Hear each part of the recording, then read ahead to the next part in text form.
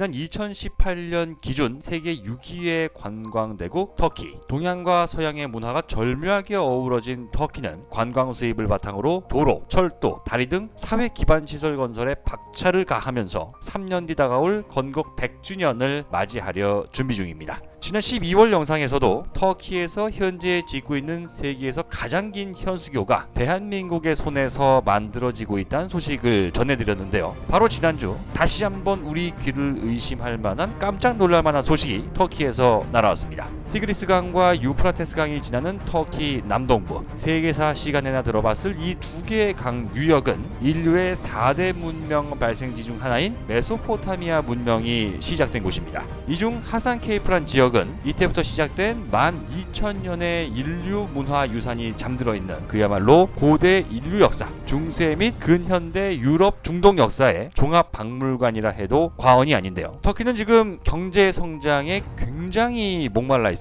2008년에 와서야 처음 1인당 GDP 1만 달러를 돌파한 터키는 이후 10년이 지나도록 그 자리에 그대로 머물러 있습니다. 일상생활에 필요한 기반 시설도 턱없이 모자란 터키. 결국 터키 정부는 터키 남동부 끝자락 일리수 지역에 티그리스 강을 막고 댐을 지어서 수자원과 전력을 확보해 낙후된 터키 남동부 지역을 살리기로 맘먹습니다. 그런데 댐을 지으면 강물이 고여 호수가 되는 수몰 지역이 생기게 됩니다. 1982년 처음 댐 건설 계획이 등장하고도 24년이 지난 2006년에서야 겨우 착공이 시작된 이유는 댐 건설로 인해 물이 차오르면서 터키의 밥줄이자 돈으로 살 수 없는 인류의 문화 유산이 물속으로 가라앉아 버리기 때문입니다. 하지만 이러지도 저러지도 못했던 터키 정부의 고민을 한방에 해결해준 나라, 바로 형제의 나라 대한민국이었습니다. 국내 한 물류회사가 물에 잠기는 하산 케이프 지역에 있는 유적지를 통째로 뽑아서 옮겨주게 된 건데요.